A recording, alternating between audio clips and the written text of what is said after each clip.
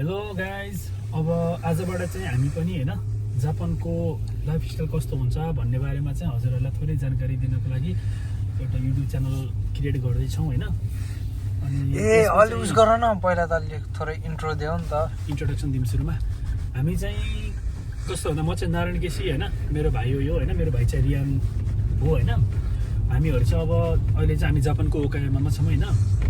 अब हामी बिस्तारै हल्का जिमतिर लाग्दैछौँ होइन, जिमको अलिकति वर्कआउटहरू गर्नु पऱ्यो भन्ने सोचिरहेछौँ। त्यही भएर अब अलिकति यस्तो युट्युबतिर पनि सक्रिय हुनु पऱ्यो भनेर चाहिँ युट्युब च्यानल खोलिरहेको छौँ होइन।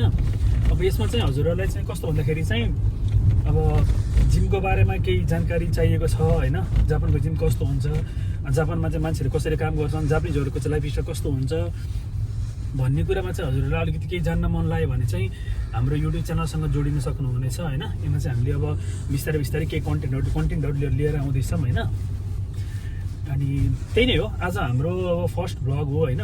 फर्स्ट भ्लग भन्ने के भने हल्का थोरै इन्ट्रोडक्सन मात्रै हो अहिले चाहिँ। अब आजबाट चाहिँ हाम्रो सुरुवात हुँदैछ।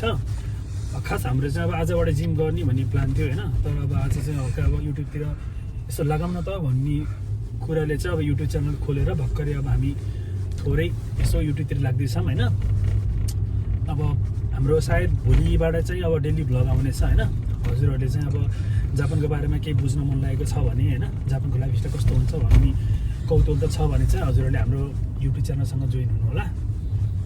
अब त्यही नै हो, आज खासै त्यस्तो विशेष केही त छैन होइन। अब त्यही जानकारी दिनको लागि मात्रै हो। भोलिबाट चाहिँ हाम्रो युट्युब च्यानलबाट केही न केही भिडियोहरू आउनेछ। हजुरहरूले चाहिँ अब हेरेर हामीलाई सपोर्ट गर्नुहुनेछ भन्ने फुल विश्वास लिएका छौँ हामीले चाहिँ। अहिले फाइनली हामी चाहिँ जिममा पनि आइपुग्यौँ होइन। अब मेबी थोरै जिम हल्का यसो वर्कआउट गरेर हामी घर फर्किन्छौँ होला आजको लागि चाहिँ।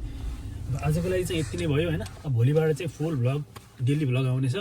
हजुरहरूले चाहिँ प्लिज हेरेर हामीलाई साथ सपोर्ट दिनुहुनेछ भन्ने हामी पुरा आशा गरिरहेका छौँ। हस्, ओके, बाई बाई। भोलिबाट चाहिँ फेरि भेटौँला। Okay, good night.